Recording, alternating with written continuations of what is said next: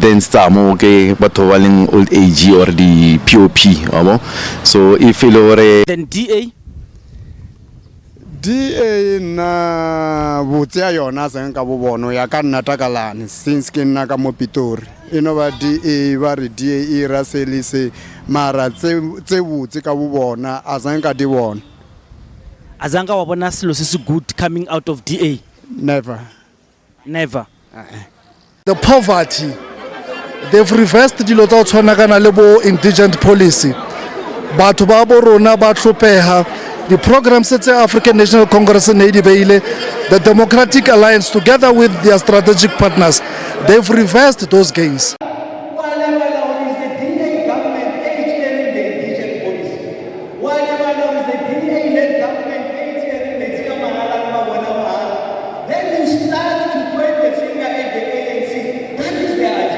They ignite with corruption.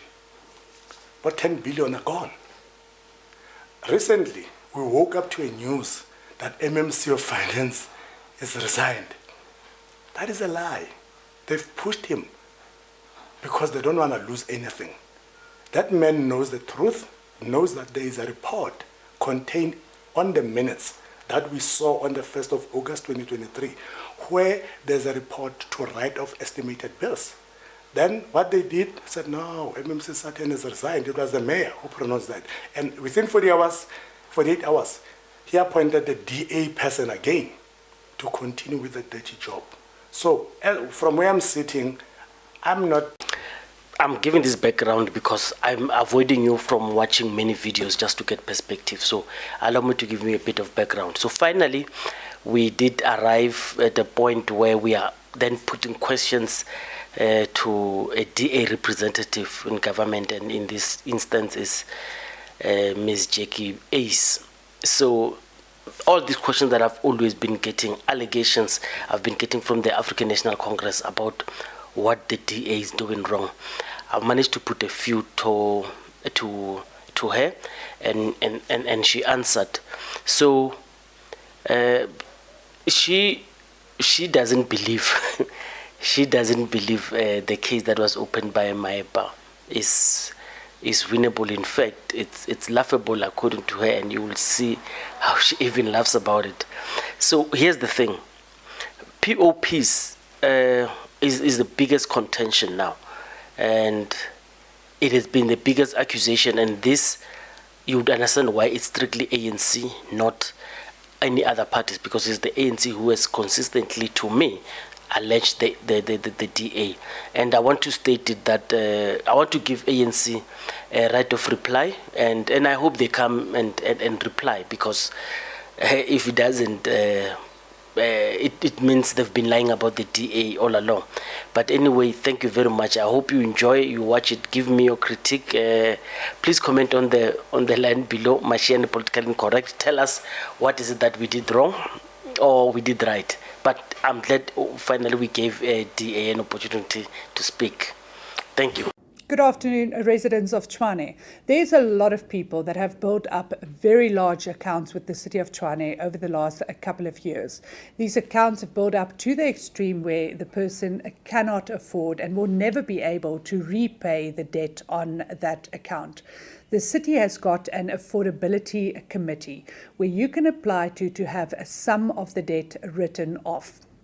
This is a financial assessment where you provide the city with your financial information. A committee then sits and look at what it is that they deem you can afford, and thereafter they make a recommendation to council for a portion of your debt to be written off. There is a lot of people that is in the city that looks at their accounts and that they see that there is an amount that is reflecting that they will never be able to pay back. We would like you to start over with your account and become a rate-paying customer of the city. And therefore, we invite people who are in this situation to apply to the Affordability Committee and start afresh with the City of Tshwane.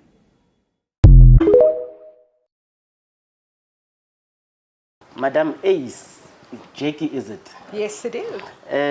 Thank you very much for allowing us to come into your very busy space. When I saw the campaign, it came out as a very good thing, because from the media that I come from, I've heard a lot about the POPs that you have taken away from the poor. But I'm gonna let you explain the video that's on TikTok that people may not understand, and what is the application process and how does it work. Please take it through. So I think there is a lot of people that don't understand the POP, and one of the things why people think that it has been taken away is because the POP lapses after 2 years. So you qualify, then you have POP for 2 years, and then after 2 years you have to apply again. And I think it's that part where people think the POP went away because they had to reapply. So it's very important that people know that even if you apply now, in 2 years' time you're going to have to apply again. So it's not something that's automatically for life. And this is done specifically because we want South Africa to get better, and we want people to get jobs and to get out of the situations where they are in. So we go and hope that after 2 years you're in a better space and you can start paying. If you can't, you apply again and you get your POP again. But we don't want people forever to be in the situations where they are now. So when you apply for POP, everybody across the city, there's no specific areas that qualifies. There's no people that are disqualified because of the value of their homes or where they live or the color of their skin. Everybody in the city can qualify for POP if they meet the minimum requirements. So what you need in order to qualify is you need to be 18 years of age. You need to be the owner of the property where you live in, and you need to earn less than 2 SASSA grants. So anybody who lives off a SASSA grant, or anybody who even lives off 2 SASSA grants, is able to qualify for that, and they can then go to the City of Tshwane offices and apply. The people there will tell them exactly what is needed, and then there is an assessment that is done, because unfortunately we see that a lot of people are misusing the POP. And the POP is supposed to be there for people who can't afford their services. We can't be spending POP money on people who are trying to misuse it, or people who can afford but they don't want to pay. And then we spend so much money in helping these people that don't want to pay that we can't help those who really need it. So there is an investigation that then happens. The social services come out. They look at your circumstances, and then your POP is approved, and you then get your free basket of services. So you get 100 units of electricity for free and 12 kiloliters of water, and you also don't pay for your rates and taxes or waste. So the POP, this Indigent program, is not given to a person; it's given to a household. It's given to the owner of the household. Owner of the household. Yes. So that account could have rebates in what? Water, electricity, explain it to you, because then I want you to come and give examples of misuse. Okay, so we've got water, and you'll get 12 kiloliters of water, 100 units of electricity. You don't pay for rates and taxes, and you don't pay for your waste removal. So that's what the POP package is. You can, if you use more electricity, you'll get a prepaid meter, and you'll be able to buy more electricity for maybe if you do have extra cash, then you can buy more electricity if you go over that, or you can buy more water if you go over that. But you get the 100 units of electricity for free and the 12 kiloliters of water. Okay, the misuse, examples of misuse. So we have people that they get the SASSA grant, and then they have a house, which maybe they inherited from somebody, or maybe earlier in their life they had enough money to buy the house. So now they get their SASSA grant, but then they rent out that house to other people. Oh. So other people live in the house. So now I make money from the house, and I'm even getting the services for free. Oh, that's an example and of that's misuse. not fair. Yes, that is not fair. And those misuses are more easier quality abuse. Yes. So you are investigating it. Have you found people, and what are the repercussions? We then take the services away. We take the free services away. Okay. Because it's unfair. You have a house, somebody pays you for the water and electricity, and you get it for free from the municipality. Yeah, no, I understand. Okay, let's get back to to the program. So the program is people apply. Yes. And then, you've got this board, or is the committee that assesses you. What do you call that, and what are they looking for? Okay, so it is social services, and they come out to just see that the information that you wrote on the paper is true. That's the only thing that they come out and look for. So they come out and see, do you have backyard dwellers? Because if you have backyard dwellers that are paying you, then you won't qualify for the POP. So they just come in and look at things like that. So they don't look at the size of your house or anything else. They just look at, do you have other people living there that is paying you, or maybe you're running a business from the property, So they just look if those things are there. Does this involve physical checkups? It does sometimes involve a physical checkup, yes. Okay. Yes. Okay, and then you say it takes 2 years. So it lapses after 2 years. It lapses after 2 years, yeah. So after 2 years, you have to reapply. What is the difference between what you are having and what the ANC government had? We didn't change a lot on the POP. There's a lot of things that we changed when we came into government, but the POP is something that we did not change a lot. It's the same, except that in the city of Tshwane we actually offer the most amount of free services. So in other municipalities, for example, in Johannesburg and Ekurhuleni, you only get 50 units of electricity and 6 kiloliters of water. We offer 100 units of electricity and 12 kiloliters of water. So what we offer is more than what the ANC nationally says has to be offered. Yeah. Where does this narrative that says you have taken the POP away from the poor people of Tshwane, where does it come from? What are the differences? Why was it expiring during that time? It's no longer expiring. I want to give you an opportunity to unpack this, because that narrative is out there, yes. And if it's not challenged, it's going to be believed. So I want to understand. Look, what so is the difference? it's a horrible political narrative. Okay. That's what it is that you have got a political party that understands that they're on their way out. They understand that people aren't going to vote for them again, and now they start spreading things that aren't true. So the POP has always been there. It has never been taken away. The only thing is that people need to remember to apply after every 2 years. Okay, you've got these numbers. How many people were on your Indigent program? Maybe 2016 is when they lost power, and then around now, because they say you guys are using bureaucratic red tape to stop people from accessing the Indigent program benefits. So you've got numbers maybe to compare? I don't have the exact numbers, but what we need to know, and what the DA did stop, and I will stand with that decision always. We did stop the misuse, and we did stop the abuse. So we did stop giving poorest of the poor services to people who are not the poorest of the poor. And that we did stop. And that is a decision that I'm proud of, and a decision that I will stand by. Because as a country, we must stop abusing the poor. And we must stop abusing things that are there as a safety net for the poor, and things that help the poor. But then we have people who try and see it as an opportunity to enrich themselves. And that is something that we need to stop. And I believe there's a lot of people that are mad with us about that. And the narrative comes from them. But that is a decision that I'm proud of, and I'm proud of the decision that our government took to say that we are going to stop people who misuse. We stop also enriching tenderpreneurs.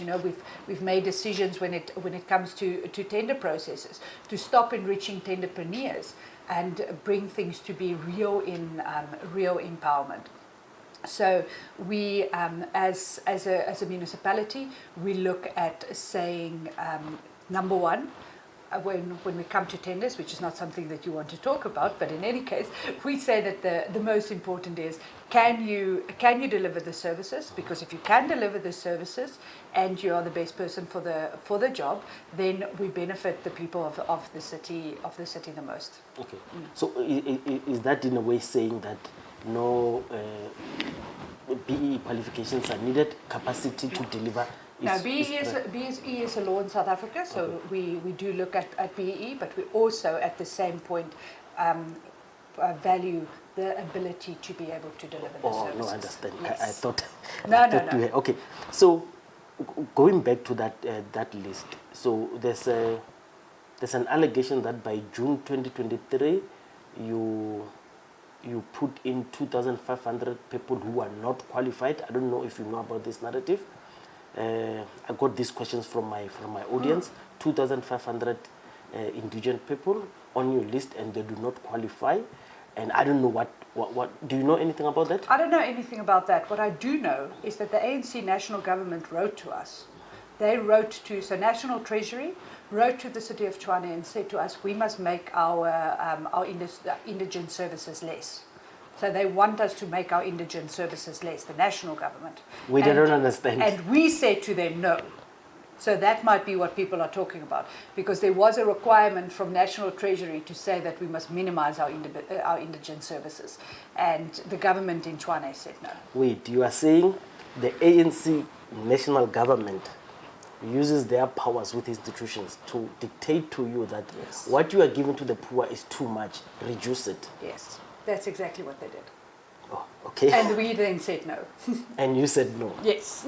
Okay, so here's another question. They say Tshwane owes Eskom 5 billion, and you are the biggest owner in metros at Eskom. And these are, of course, I want to link it to Tshwane Tima, the intervention that you've come up with. Is it true that you are the biggest, at 5 billion, you are the biggest metro? So it's not 5 billion. The city does not owe Tshwane 5 billion. At the end of Feb, it was just under 3 billion. I think it was 2.8, if I remember correctly. So the 5 billion amount is not true. And the city has a working relationship with Eskom for us to pay that the debt off, and we are keeping to that. Again, unlike Johannesburg, who is now also being taken to court by Eskom, but something that the media decided not to take up. But we are doing Tshwane Tima for two reasons. The first one is we need to be able to pay our debt. Well, for three reasons. The first one is we need to be able to pay our debtors. As a municipality, we have to be able to do that. Then we also need to be able to deliver better services. Now, when the ANC put the city under administration in 2020, within 8 months they left us with 4 billion rand deficit. Now that's basically like, I wake up in the morning and I need to be able to feed my family, but I've got minus 100 rand in my, my wallet is empty, and I owe my brother 100 rand. That's basically, where we were left. So we need to do Tshwane Tima so that we can pay our brother back and feed our families. So that's where we are. But we also believe that if you use and you do not pay, then your services needs to be cut. People can take responsibility of their debt, so they can say that I can't pay, so I'm applying for POP. That's a responsible thing to do. A responsible thing is to say, I can't pay, I'm going to apply for the free services, and then you won't get cut. Or you can say, I've got a lot of debt, I can't pay it, I don't know how to pay it. Then you can come to us and we can look at how we can restructure and how we can maybe write off some of your debt. That's something that the city can do. Or you can come and make a payment arrangement. So there's options that people can do if you can't afford. It's not a situation of we just saying, you need to pay or you don't get any services. There's options that people can take. But if you do not do that and you continue to use your electricity, then we do have to cut you off, because it's also unfair to those people who do pay.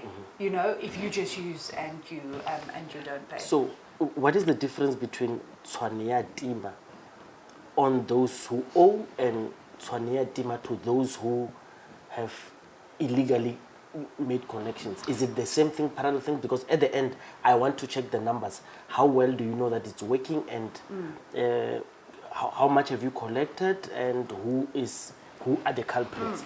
So there is a very big culture in the city of people who steal electricity. Okay. It is across the city, and we see two types of this. We see it, people who don't have electricity connections at all because, you know, they live in informal areas that hasn't been formalized yet. They don't have electricity connections, so they connect illegally. That we see. But what we also see is people who have got homes, they've got title deeds, they've got electricity connections into their homes, but then they bridge their meters. Okay. And that bridging of meters we see in every place across the city. You can go to any street in the city and we will find at least 1 meter that has been bridged. It doesn't matter how rich the suburb is, it doesn't matter how poor the suburb is, all everywhere we see this. So Tshwane, a team is, we cut off people who don't pay, but then 9% of 90% of the time we come to your house to come and cut you off because you don't pay, and then we find that you've actually bridged your meter. Oh. Yes. So we can't split illegal connections from Tshwane Yatima. Yes. The two has become very, very much the same. Okay, Yeah. the numbers?